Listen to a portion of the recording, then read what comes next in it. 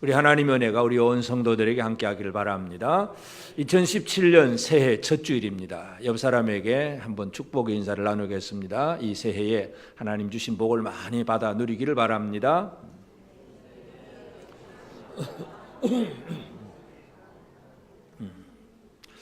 1월 1일이기도 하고 주일이기도 하고 하여튼 새해 첫날 예배로 시작한다는 게 참 의미가 있는 일이겠습니다. 올해 우리 교회 표어가 하나님 나라를 이루자 하는 얘기입니다. 하나님의 나라를 이루라. 새벽에 첫 시간에 말씀드렸지만 우리가 이 2016년도 하나님 사랑으로 사역하라. 사역이 왜 사역해야 되느냐? 그 사역의 결과가 뭐냐? 결국은 하나님의 나라가 이루어져야 됩니다. 우리가 열심히 사역하는 결과에서 하나님의 나라하고 상관없는 사역은 내가 아무리 해도 아무 의미가 없는 것입니다. 그래서 우리가 2016년도는 사역이 주제였다면 이제 2017년 그 사역의 결론으로서 우리가 해야 될 것이 결국은 뭐냐? 하나님 나라를 이루는 그 사역이 이루어져야 된다는 것. 이 부분을 오늘 우리가 함께 살펴보고 이 한 해 동안 이제 우리가 이룰 하나님의 나라가 무엇인지 또 한번 계속 살펴보겠습니다. 그래서 우리가 계속 신명기 말씀을 지금 살피고 있는데 하여튼 이 신명기에서 모세가 이스라엘 백성들에게 강조하는 것은 그들이 가나안 땅에 들어가서 그 땅을 정복하고 차지한 다음에 그 땅에서 어떤 나라를 이룰 것인가. 그것이 바로 신명기의 주제예요. 그냥 이방인들이 똑같이 살아가는 그런 나라가 아니라 뭔가 이방의 모든 민족들보다 좀 뭔가 특별한 하나님께서 드러내고 하나님께서 보여주기를 바라는 그런 마음, 그런 나라. 이게 바로 하나님께서 이스라엘에게 원하시는 마음입니다. 그래서 그 원리는 지금도 마찬가지입니다. 지금도 온 세상에 하나님은 하나님의 나라의 모습을 좀 보여주고 싶어요. 누구를 통할까요? 바로 저와 여러분 교회를 통해서 하나님의 나라가 이 세상에 좀 뭔가 드러나고 보여지기를 원하고 있습니다. 그래서 이 근본 목적을 우리가 이해하면서 계속 이제 이 모세는 이스라엘 백성들이 그 가나안 땅에 들어가 살면서 그들에게서 이제 하나님의 언약의 백성이기 때문에 그래서 제일 우리가 네 가지 언약의 첫 번째 이제 집행을 하는 재판장 얘기를 했습니다. 이제 오늘은 이제 두 번째가 그 이스라엘 왕의 얘기입니다.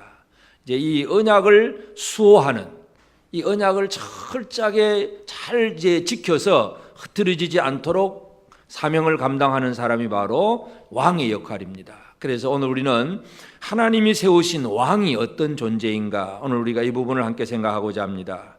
결국 이 얘기는 뭐냐 하면 지금 내가 어떤 신분인가 하는 문제에 대해서 여러분 분명한 해답을 가지고 살아가야 됩니다. 여러분은 왕이십니까? 왕입니까? 아닙니까? 오늘 갑자기 뜬금없이 왕이냐고 물어보니까 할 말이 없으신 것 같으네.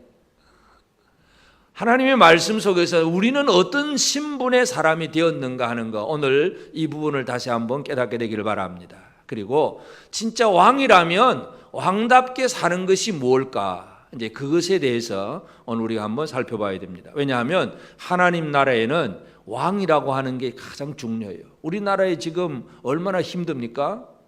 왕이라고 말할 수 있는 대통령이 탄핵을 받아서 그냥 꼼짝도 못하고 그냥 매여 있지요. 그러니 온 나라가 지금 어지럽잖아요. 왕이 제대로 서 있으면 그 나라가 평안하고 왕이 제대로 서 있으면 온 백성들이 참 기쁨을 누릴 수가 있습니다. 그래서 이 왕이 참 중요하다는 사실을 우리는 기억을 해야 되는데 그래서 오늘 이 본문 말씀은 첫째는 하나님이 이스라엘 백성들에게 너희들이 세울 왕은 이러이러한 왕이 되어야 된다 하고 왕에 대한 규례를 설명을 하고 있습니다. 물론 모세가 있는 그 시대는 왕이 없습니다. 하나님의 말씀을 모세가 직접 받아서 바로 전달하는 그런 시대이기 때문에 왕이 없어요. 그리고 이제 가나안 땅을 정복을 하고 또 어떤 사사 시대를 거치기까지 몇백 년 동안 이스라엘 백성들에게는 왕이 없다가 나중에 그들도 이제 아이고 우리도 왕 좀 세워주세요 해가지고 사울 왕부터 세우기 시작을 하는데 하여튼 하나님은 이제 이스라엘 사람들이 앞으로 세울 왕이 이제 필요하다는 걸 알고 그러면서 왕을 세우려면 어떻게 세워야 되느냐 하는 그 원리를 첫째로 설명을 합니다. 제일 첫 번째 중요한 것은 이스라엘에 세워질 왕은 하나님과의 관계 속에서 하나님께 복종하는 왕, 이것이 가장 필요하다는 것을 얘기합니다. 15절에서 보면 반드시 내 하나님 여호와께서 택하신 자를, 여호와께서 택하신 자가 왕이 되는 겁니다. 세상의 왕들은 어떤 왕들입니까? 세상의 왕들은 사람이 선택한 왕, 아니면 자기 스스로 어떤 무력과 힘을 가지고 막 군림을 하는, 그래서 정복을 해서 그냥 다른 사람을 억눌러서 자기가 스스로 권위를 찾는 이런 왕들, 아니면 뭐 민주적이다 그러면 투표를 해서 누가 표를 많이 얻었느냐, 이제 이런 어떤 사람의 선택에 의해서 왕이 될 수도 있고 안 될 수도 있습니다.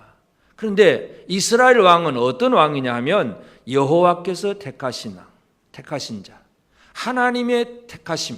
다시 말해서 그 왕의 권세의 근원이 어디냐? 하나님께로부터 오는 권세를 받는 사람이라는 얘기입니다.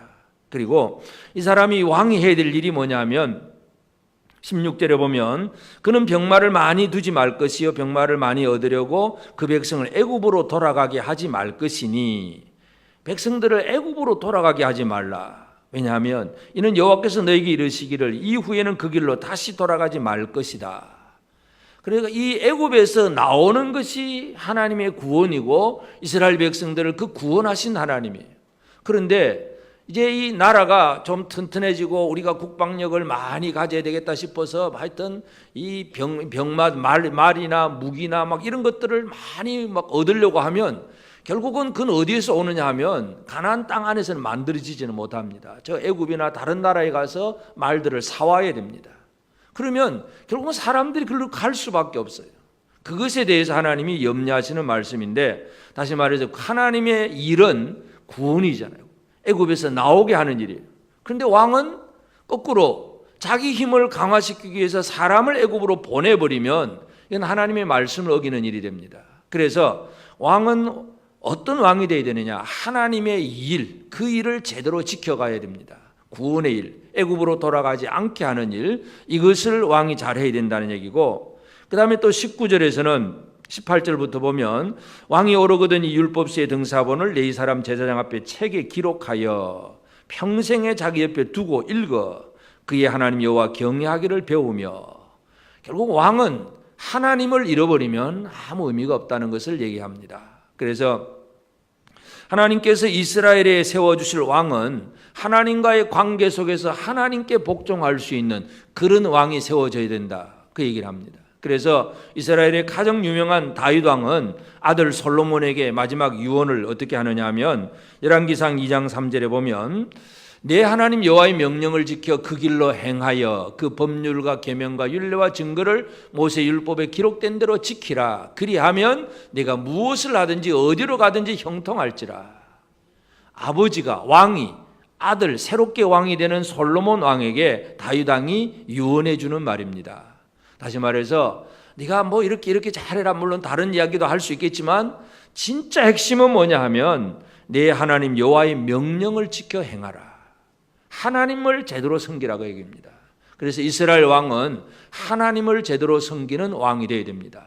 왕 그러면 이제 자기 위에는 아무것도 없는 것 같아. 자기가 최고인 것 같은데 진짜 높으신 하나님을 알고 그 하나님을 제대로 섬기는 왕이 되어야 된다. 그 얘기가 이 왕을 세우는 규례의 첫 번째 조건입니다. 두 번째는 이제 왕을 세울 때 15절에 반드시 내 하나님 여호와께서 택하신 자를 내 위에 왕으로 세울 것이며 내 위에 왕을 세우려면 내 형제 중에서 한 사람을 할 것이요 네 형제 아닌 타국인을 내 위에 세우지 말라. 형제 중에서 한 사람을 왕으로 세우라. 타국인을 세우지 말라. 그 얘기를 하고 있습니다. 결국은 이 형제라고 하면 이스라엘의 형제는 결국은 혈통도 물론 같지만 가장 핵심은 뭐겠어요? 하나님을 섬기는, 여호와 하나님을 섬기는 사람이라는 얘기입니다. 다른 나라, 다른 이방 사람들은 물론 머리가 뛰어난 사람, 뭐 군사력가 어떤 힘 있는 사람, 그런 왕들도 뛰어난 사람도 많겠지만 그들은 이스라엘의 왕이 될 수가 없습니다. 이방인이 이스라엘의 왕이 되는 구조는 그건 비정상적인, 뭔가 잘못되었을 때 생겨나는 구조예요.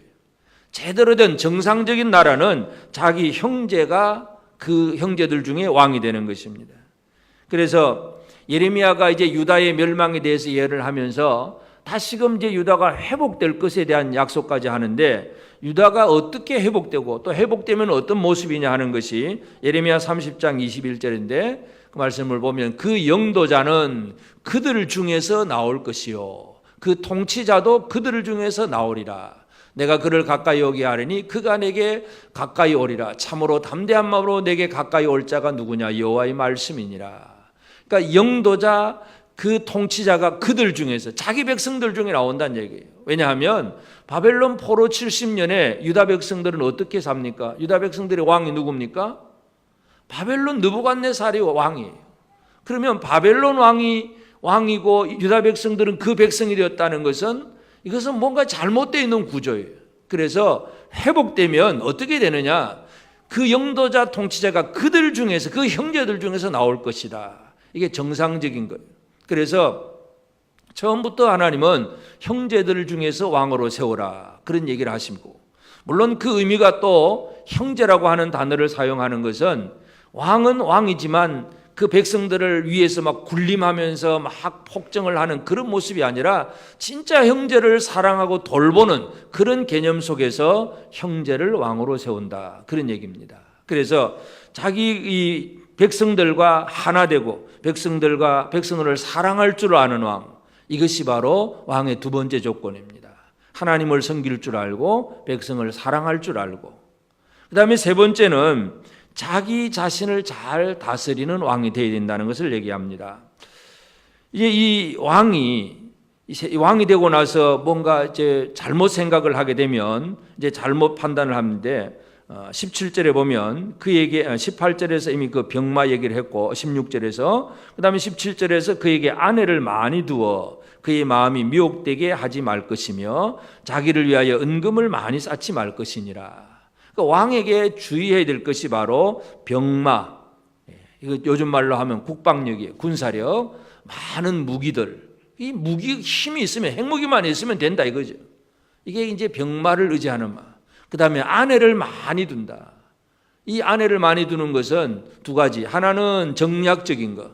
그래서 옛날 그 솔로몬 보면 막 아내가 1000명이잖아요. 주변의 모든 민족과 그저 평화하고 서로 하나 되기 위해서 그 정략적인 결혼을 하기 위해서 많은 그 왕들의 공주를 다 데리고 와서 아내로 삼습니다. 그러니까 이게 인간적인 방법, 그리고 육체의 어떤 정욕에 빠지는 것, 이런 것들이 바로 아내를 많이 두고자 하는 왕의 얘기고, 그 다음에는 은금을 많이 쌓는다. 이 재물에 대한 탐심, 욕심, 이것이 이 왕으로서 잘못되어져 가는 일입니다. 지금도 우리나라에서도 마찬가지지만 모든 나라 다 왕들이 다 마찬가지. 이 세 가지 문제 때문에 항상 문제가 생깁니다. 그래서 병마와 아내와 재물, 이 세 가지에 대해서 멀리하고 오히려 말씀, 율법을 늘 곁에 두어서 가까이 하고, 이게 바로 자기를 관리하는 왕입니다. 멀리 해야 될 것이 있고 가까이 해야 될 것이 있습니다. 이것이 이스라엘 백성들에게 세워지는 거예요. 그렇게 하게 될 때에 이제 이 마지막 그 뒤에 보면 20절 보면 이 명령에서 떠나 좌로나 우로나 치우치지 아니하리니, 결국은 하나님 앞에서 바로 서는 그런 삶이 되게 되어 있습니다. 그런데 우리가 실제적으로 보면 그 솔로몬 왕이 다윗 왕의 유언을 받아서 처음에는 하나님 앞에 지혜를 받고 믿음으로 모든 일을 잘했어요. 성전도 짓고 참 잘했는데 풍성한 복을 누렸는데 마지막 솔로몬의 모습을 보면 결국 그렇지 못합니다. 열왕기상 11장 4절에 보면 솔로몬이 나이가 많을 때에 그의 여인들이 그의 마음을 돌려 다른 신들을 따르게 하였으므로 왕의 마음이 그의 아버지 다윗의 마음과 같이 아니하여 그의 하나님 여호와 앞에 온전하지 못하였으니, 결국은 아내를 많이 두니까 그 많은 아내의 영향력 때문에 다른 신들을 섬기게 되었다는 얘기예요. 가장 지혜로운 왕이, 진짜 하나님 앞에 복받은 왕이 끝까지 자기를 다스리지를 못했다는 것입니다. 끝까지 자기를 잘 관리하고 자기를 잘 다스리는 사람이 되는 것이 중요합니다. 그래서 하나님께서 이스라엘 왕으로 세워야 될 그 규례를 대해서 첫째, 하나님을 제대로 섬기고 백성은 자기 형제들처럼 사랑할 줄 알고, 그리고 자기 자신을 철저하게 관리할 줄 아는 이런 왕이 세워져야 된다는 것, 이 얘기를 이 율법에서 강조하고 있습니다. 그러면 이 세상의 왕은 조금 전에도 말씀드렸지만 다윗도 마찬가지고 솔로몬도 마찬가지고 완벽한 왕이 없어요. 진정한 왕은 예수 그리스도밖에 없습니다. 그래서 우리는 이 율법을 통해서 하나님 주신 말씀의 의미를 누가 어떻게 이루느냐, 그 해답을 신약에서 찾아야 됩니다. 그래서 예수 그리스도가 진정한 왕이다 하는 사실을 우리는 또 기억을 해야 되는데, 예수는 어떤 분이냐? 왕으로 오신 분이란 얘기죠. 우리가 이미 성탄절도 지나면서 그 얘기를 했는데, 이사야 9장 6절에 보면 이는 한 아기가 우리에게 낳고 한 아들을 우리에게 주신 바 되었는데 그의 어깨에는 정사를 메었고 그의 이름은 기묘자라 모사라 전능하신 하나님이라 영존하시는 아버지라 평강의 왕이라 할 것입니다. 이사야 선지자는 이 메시아의 탄생에 대해서, 한 아기의 탄생에 대해서 예언을 하면서 그가 바로 평강의 왕이다, 왕이라고 하는 그런 예언을 합니다. 그래서 그 이사야 선지자가 예언한 대로 예수님이 이 땅에 오셨어요.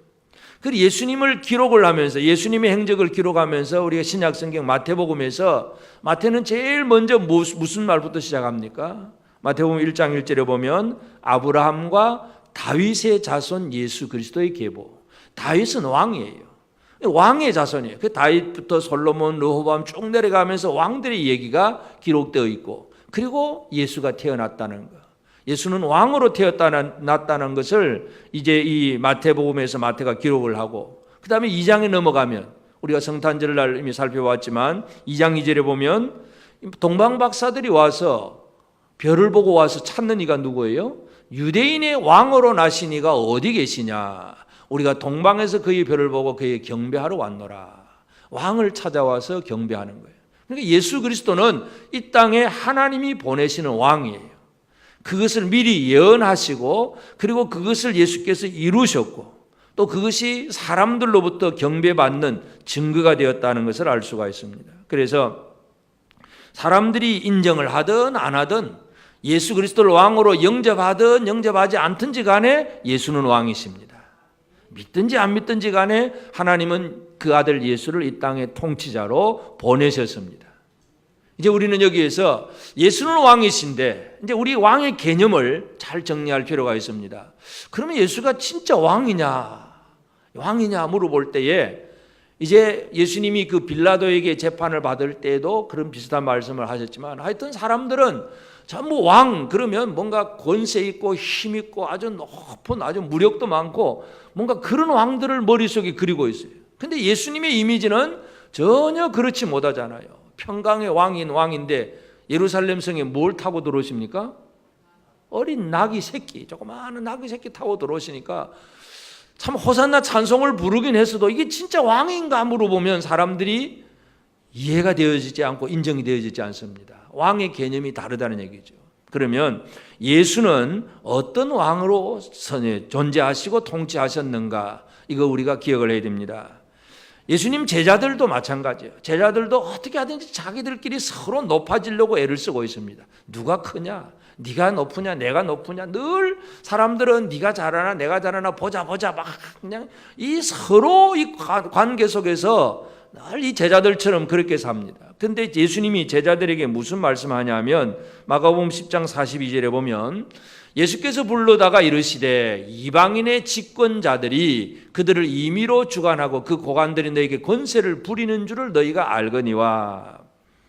이방인의 집권자, 고관, 뭔가 이 권색 있는 권력자들, 왕은 그들의 권세를 부리는 것이고, 그냥 권력을 그냥 드러내어서 자기가 섬김을 받으려고 하고 다른 사람을 억누르는 것, 이게 바로 세상 왕들이 살아가는 삶의 구조예요. 그래서 예수님 제자들에게 너희는 그 이방인 집권자들은 그렇게 하고는 있지만 너희는 그래 해서는 안 된다, 그 얘기잖아요.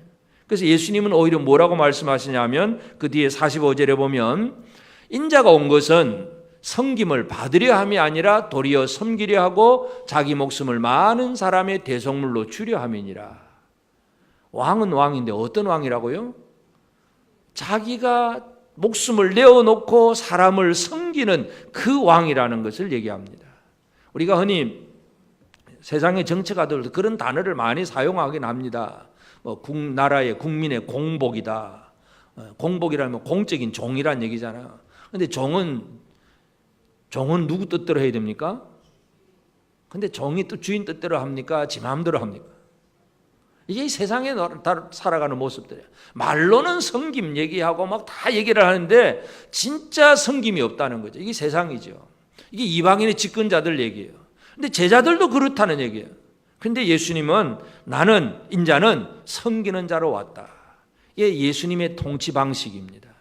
예수님은 왕으로서 온 세상을 다스립니다. 어떻게 다스리느냐? 섬김으로 다스린다는 것. 이 원리를 이해하는 것이 중요합니다. 왕의 개념을 바꿔야 됩니다. 왕은 섬기는 자이다. 옆 사람에게 한번 얘기합시다. 당신은 왕입니다. 이 왕이라는 개념이 뭐예요? 내가 왕이면 섬기는 자로서. 이게 하나님 나라의 왕의 모습이에요.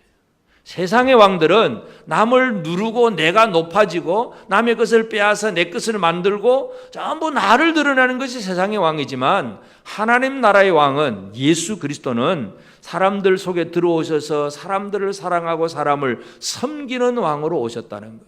이것을 우리가 이해해야 됩니다. 예수님은 섬김으로 통치하셨습니다. 그리고 그 예수님께서 섬김으로 통치하면서 또 제자들에게 뭘 주셨느냐 하면 제자들을 왕으로 만들어 주셨어요. 여러분은 왕이 되었습니까? 아멘 안 하시죠? 누가복음 22장 29절 30절에 보면 내 아버지께서 나라를 내게 맡기신 것 같이 나도 너에게 맡겨 너희로 내 나라에서 내 상에서 먹고 마시며 또는 보좌에 앉아 이스라엘 12지파를 다스리게 하려 하노라. 이스라엘 12지파를 다스리는 왕으로 삼는다 이거죠. 하나님 아버지가 나에게 아들 나라를 맡겨주신 것처럼 나도 너에게 나라를 맡겨주겠다. 그래서 너희가 다스리게 될 것이다. 너희가 왕이다 이거죠. 왕. 옆 사람에게 한 번 더 얘기합시다. 당신은 왕입니다. 하나님 나라에서 우리는 하나님의 나라를 맡은 왕이에요. 이 나라 맡은 그 나라를 잘 다스리고 계십니까? 왕으로 잘 살고 계십니까? 왕으로 제대로 된 왕은 뭐예요? 예수님처럼 섬김으로 통치하는 것이 바로 제대로 된 왕입니다. 뭐 큰 소리 치고 야 내 말 들어. 내가 그냥 시키는 대로 해. 이거는 왕이 아니에요. 세상 왕은 그렇게 해요. 그러나 진짜 하나님의 나라 왕은 그게 아니에요. 진짜 섬김으로 삽니다. 그러면서 예수님은 제자들을 왕으로 세워주신 거예요. 네가 통치해라. 네가 뭔가 해봐라. 사람을 세워주시는 예수님. 이것이 진정한 왕의 통치입니다. 그래서 그 나라를 세우는 그 일, 이것을 예수님께서 제자들에게 해주셨어요. 그래서 이제 우리가 하나님 나라의 왕으로 우리는 세워졌다는 사실을 먼저 기억을 하면서 그럼 왕답게 내가 살고 있는가? 왕답게 살고 있는가? 우리가 이것을 살펴봐야 됩니다. 제일 첫 번째는 우리가 왕이긴 하지만 우리를 다스리는 이가 계십니다. 더 위에 계신 분 예수 그리스도, 만왕의 왕 예수 그리스도가 계시고 하늘 아버지가 계시잖아요. 그 하나님과 어떤 관계를 맺느냐가 가장 기본입니다. 현대 세상의 왕들은 권세가 사람에게서 오는 것으로 이해를 합니다. 권세가 사람에게서 온다고 생각을 하니까 해야 될 일이 뭐겠어요? 사람의 어떤 입맛에 맞는 정책, 사람들이 좋아하는 말, 사람들이 뭔가 시원하게 속 시원하게 긁어줄 수 있는 어떤 그런 정책을 어떻게 만들어낼까? 사람 중심의 통치. 그게 옳으냐 그러냐 그거 따지지도 않습니다. 이렇게 하면 인기가 있을까 없을까? 이렇게 하면 표를 많이 얻을 수 있을까 없을까? 세상의 왕들, 세상의 권력을 잡는 자들은 그런 식으로 살아갑니다. 그러나 이 하나님 나라 왕은 그게 아닙니다. 더 높이 계신 하나님의 뜻을 제대로 알고 왕 노릇을 제대로 해야 됩니다. 여러분 고린도 교회 얘기를 많이 듣잖아요. 고린도 교회가 이렇게 분쟁하고 많은 문제들이 있는 교회예요. 그 고린도 교회에 대해서 사도 바울이 뭐라고 얘기하냐면 고린도전서 4장 8절에 보면 너희가 이미 배부르며 이미 풍성하며 우리 없이도 왕이 되었도다. 바울이 고린도 교회에게 너희가 왕이 되었다니. 어떤 식으로 왕이 되었냐? 이미 배부르고 풍성해서 이미 왕이 되었다. 우리가 너희와 함께 왕노릇하기 위하여 참으로 너희가 왕이 되기를 원하노라. 진짜 왕이 좀 되라 이거죠. 여러분은 왕이십니까?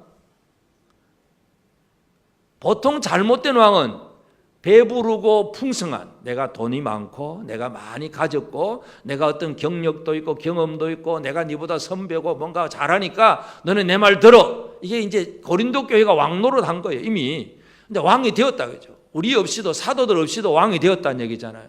그래서 안타까운 마음으로 사도 바울은 고린도 교회를 향해서 우리가 너희와 함께 왕 노릇하기 위하여 참으로 너희가 왕이 되기를 원하노라. 진짜 왕이 좀 되자.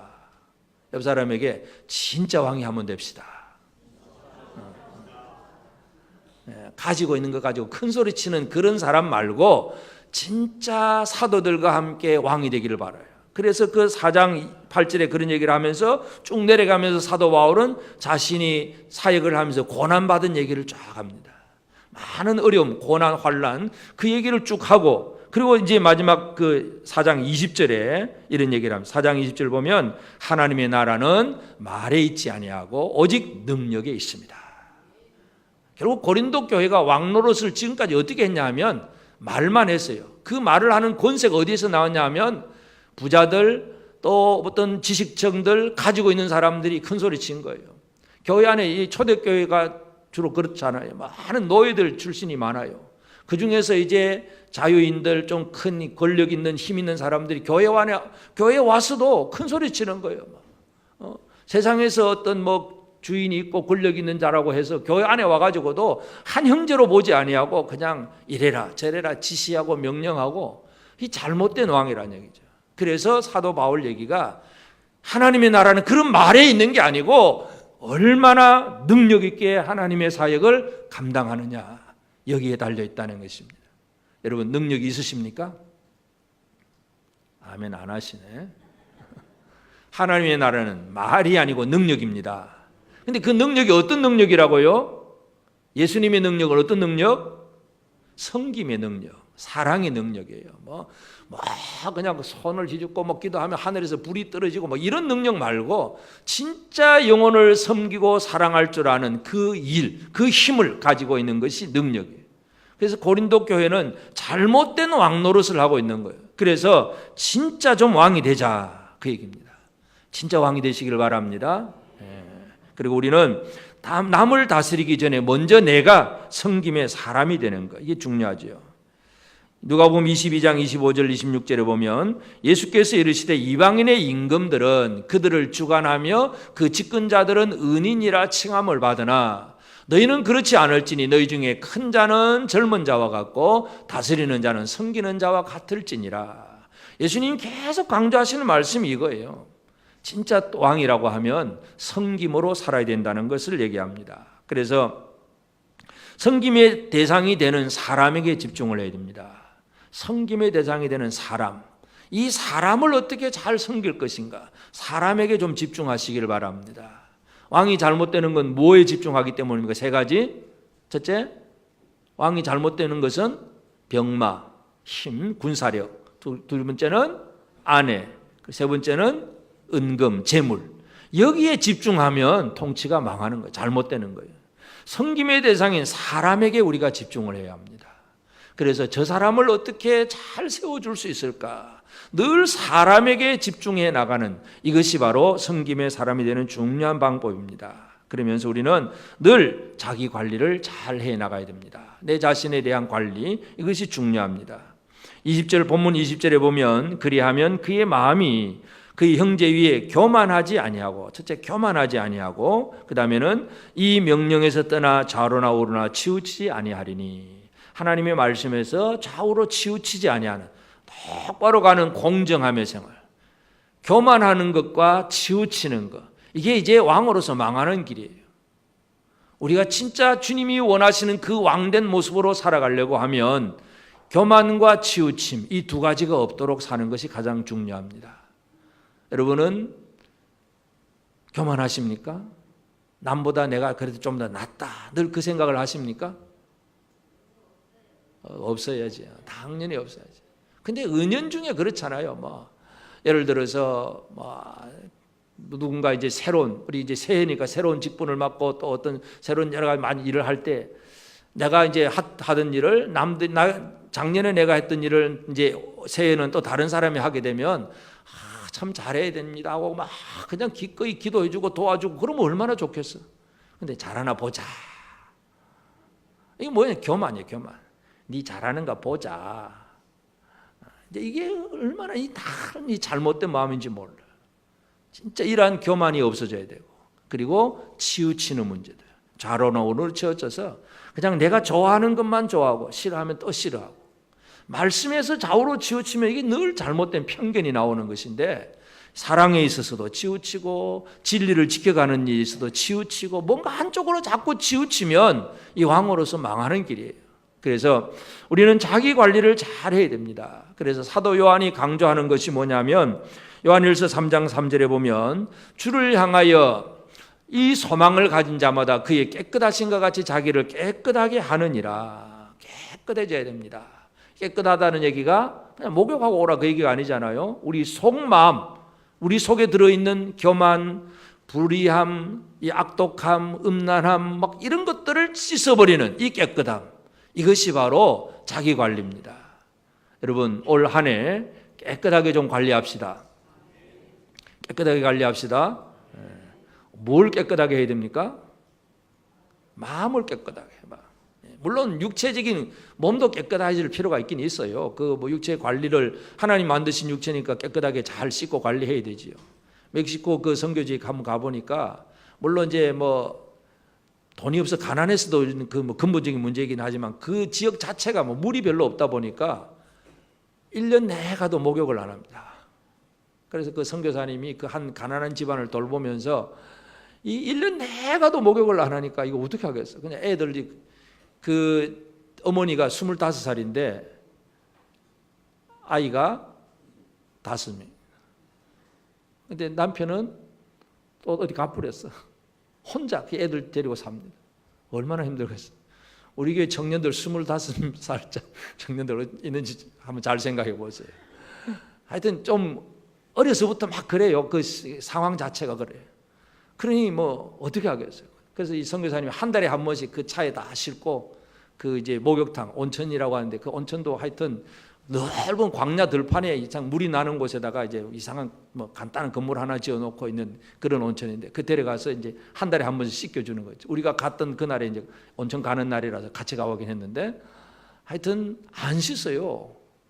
그러니까 육체적으로 참 관리도 잘 안 되는 부분이죠. 근데 진짜 중요한 것은 그거야 뭐 가서 물로 씻으면 되겠지만은 아무리 육체적으로 씻어도 마음이 씻어지지 않으면 이게 의미가 없는 거예요. 이 한 해 2017년 자기 관리를 잘 해야 됩니다. 늘 내 마음을 씻는 거, 내 안에 교만한 마음, 치우치는 마음 이런 게 생겨나지 않도록 늘 말씀을 가까이 하고, 왕은 이 율법서를 복사하고 등사해가지고 늘 자기 곁에 두고 늘 읽으면서 내가 이 말씀에서 벗어나지 않았는가 또 살펴보고 또 이 말씀을 또 읽어보고, 이게 바로 자기를 관리하는 가장 중요한 방법입니다. 성경 몇 장 읽을까요? 뭐 분량이 중요한 게 아니라 늘 말씀 안에서 살아가는 이 삶이 우리에게 가장 중요합니다. 옆 사람에게 다시 한번 강조합시다. 당신은 왕이십니다. 하나님 나라의 왕은 그 왕이 제대로 서야 하나님의 나라가 제대로 이루어지는 거예요. 근데 왕은 어떤 왕이라고요? 어떻게 통치하는 왕? 예수님처럼 섬김의 통치를 할 수 있어야 됩니다. 제대로 사랑하면서 살아가는, 이것이 이 땅에 이루어야 될 하나님의 나라의 모습이에요. 그래서 오늘 저와 여러분 모두가 2017년 진정한 이 섬길 줄 아는 왕으로서 우리 자신을 철저하게 관리하고 또 형제를 사랑할 줄 알고 하나님을 제대로 경외할 줄 아는 진정한 왕으로서의 삶을 우리 모두가 꼭 살게 되기를 바랍니다.